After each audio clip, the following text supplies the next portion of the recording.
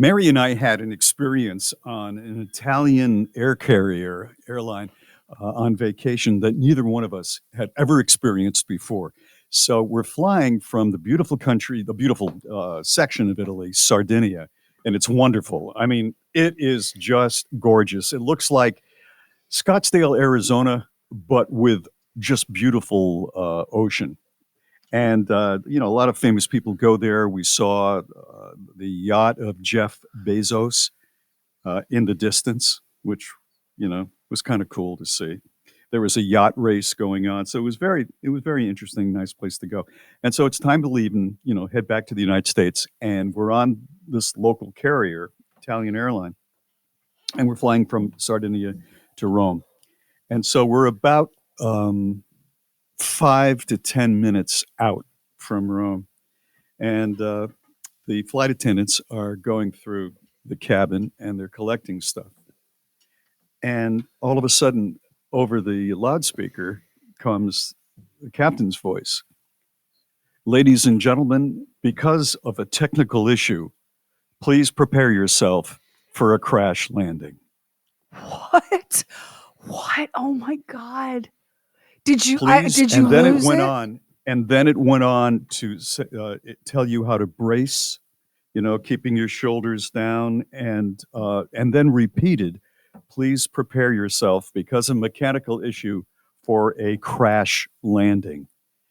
And I looked over, and there's the flight attendant, a woman, and she's still collecting things, just standing there. And I said, did you not just hear that? And she said, oh, he does that all the time. He just hits the wrong button. And I thought to myself, okay, on the one hand, that's good because I don't have to brace myself for a crash landing.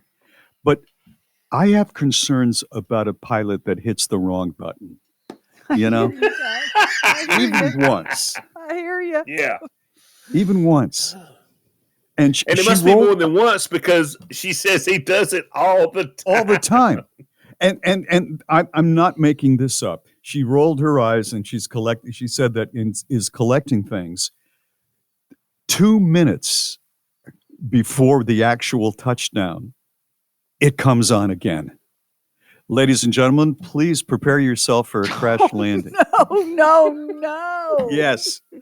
He hit the wrong button again. Except this time he turned it off, or he potted down, or whatever he did in the middle of the announcement. It stopped. Mary and I looked at each other, and in one flash, it was like we're both going to lose our lives. Do you know how many people are going to be affected by this? And it was just either the co-pilot or the pilot hitting the wrong button. I can't believe that the button with that message isn't, how some buttons like on control panels have a little clear plastic cap over them? Yeah. So that you don't accidentally hit the button that makes people think they're about to get in a plane crash. How is that button not one of those buttons that you can't just randomly press? I totally agree. And it was the rolling of her eyes that made me realize she was right when she wasn't exaggerating when she said he does this all the time. I'm so and you are not. If that Bob's not a good flyer on a good day. No. Everything's going well. You've got a great seat. Oh, look, here's a Bloody Mary. Bob is not a good flyer. He's an anxious flyer. I can't believe Mary threw up paragliding on your trip. Right. I can't believe you didn't wet yourself when that announcement came on. Maybe you did, and you just don't want to talk about it. No, I didn't wet myself. Come on. There's no shame. Oh my God, there'd be no shame. Listen, if I'm sitting in seat 2B or 5B or whatever to prepare for a crash landing, I'm gonna go ahead and wet myself. What are you talking about? Maybe just a little bit, Bob. Not a lot, but a little bit. No, not at all. Not at all. Just a little bit. Come on. No, not enough to change your underwear, but just a little bit. No. Just enough to know you did. Come on, Lamar's sitting here admitting to it. Yes. I knew this would turn out this way once I started this thing, but no, that's not the case.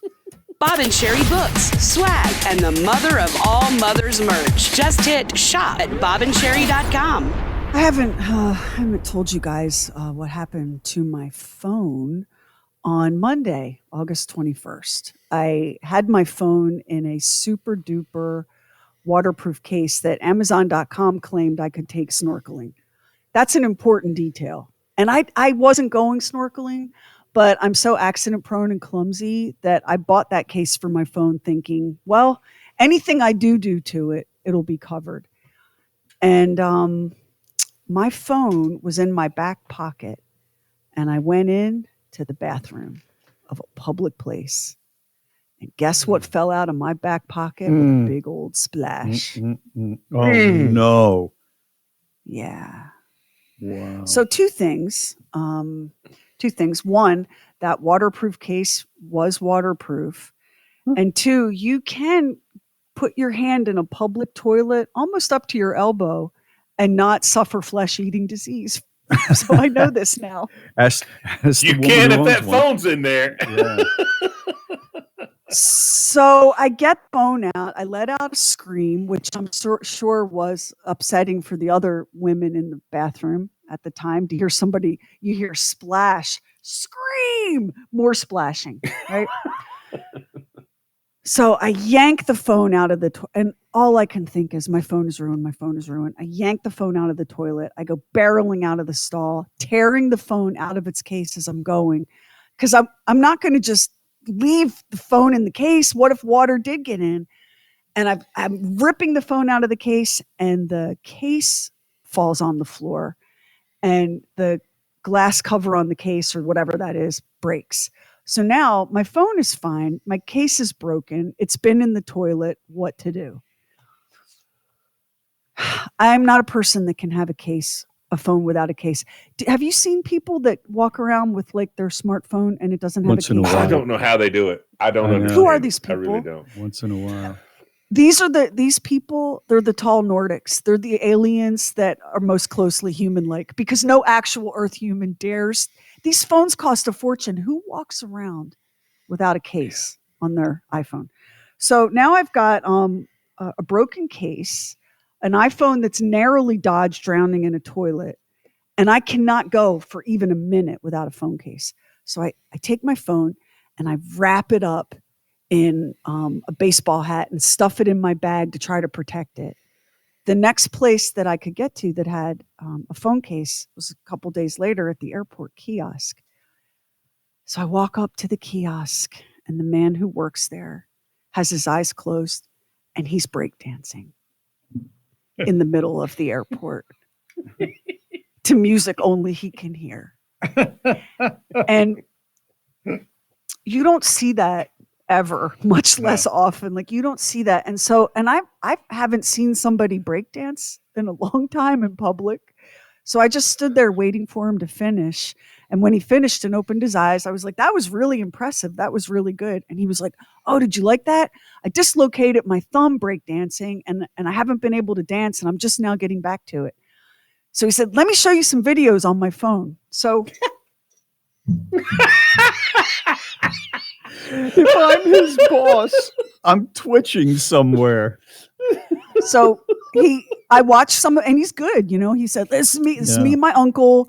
And I was like, where is this space? He goes, oh, like in the middle of the night when nobody's here at the airport, I just break dance all over the place. Oh, that's fun for the people that are stuck at the airport overnight. So I explained what had happened, and I took my phone, which at this point now, I had my phone inside a sock because I was so afraid of something happening to it. So I slide my phone out of the sock, and he got me a new case and a new screen cover. And he had been so busy breakdancing for me that he picked the wrong screen cover. And to your point about his boss, Bob, he was like, dang, that's the wrong screen cover.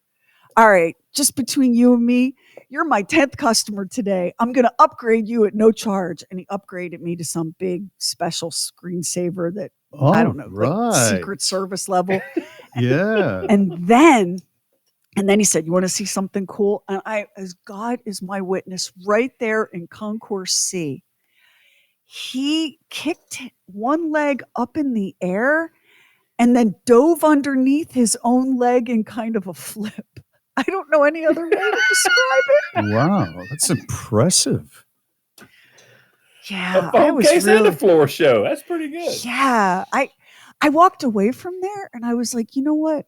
It's true. Things do happen for a reason. If my phone had not jumped out of my pocket and landed in a public toilet, I would never have seen this. I would never have met this person.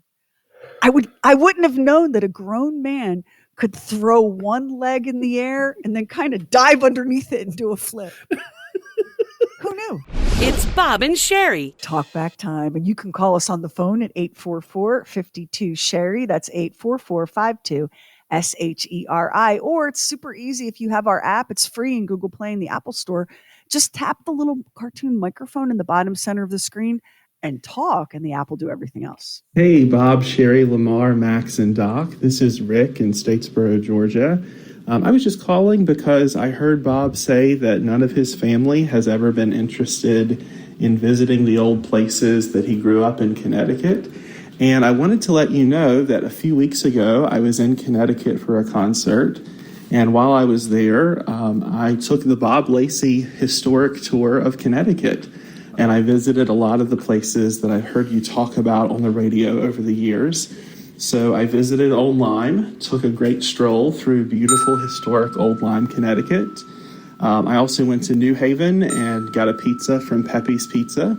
I was going to try to go to Louie's Lunch while I was there, but unfortunately, Louie's Lunch was closed for the entire month of August, so I didn't get to do that on this trip. But I did go to Blackie's in Cheshire. And I also was able to visit St. Rita's in Hamden, which is where Bob's parents were married.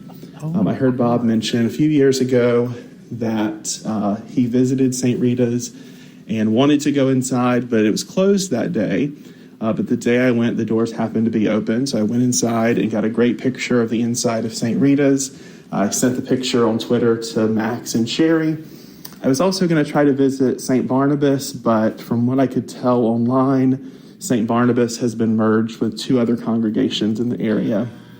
So didn't get to visit St. Barnabas, but I did get to see a lot of the great spots that Bob has talked about over the years, was able to get a sense of these places and put some images to the stories that I've heard over the years. So, Bob, I want you to know there are people who do care about walking down memory lane with you. That is the most so amazing beautiful. thing. That is the most is amazing so cool. thing.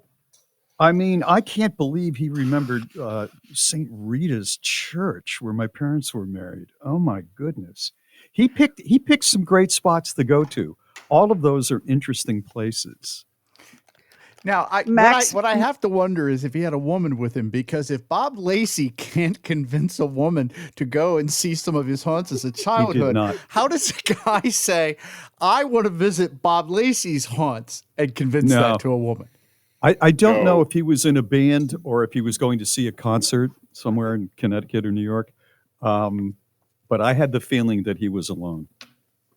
He was alone. That man put more effort into understanding where you, Bob Lacey, come from. Don't say it. Please don't say it. Than anyone. He needs to be added to the will. He really does. You're right. I know it. Oh, yeah. You name one other person in your life that has gone to that kind of effort to understand where you, Bob Lacey, come from.